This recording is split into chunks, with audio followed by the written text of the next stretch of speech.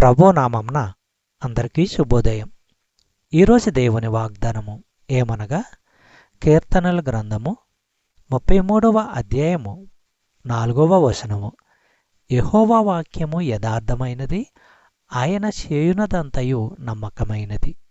సహోదరులారా, న్యాయవంతులు దేవుణ్ణి ఎందుకు స్తుతించాలనే దానికి దావీదు తన కీర్తనలో కారణాలు తెలియపరుస్తున్నాడు.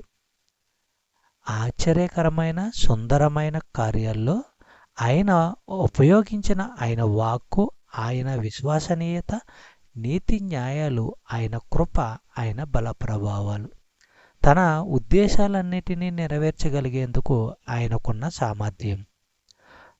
యోహాను సువార్త 14వ అధ్యాయము 6వ వచనము మనము పరిశీలించినట్లయితే, యేసు నేనే మార్గమును సత్యమును జీవమును, నా ద్వారానే తప్ప ఎవడును తండ్రి యొద్దకు రాడు. సహోదరులారా, యేసు ప్రభువు పలికిన మాటలన్నిటిలోకి ప్రసిద్ధికెక్కిన అత్యంత ప్రాముఖ్యమైన మాటల్లో ఇదొక్కటి. చెప్పబడిన వాగ్దానము దేవుడు దీవించి ఆశీర్వదించును గాక. ఆమేన్.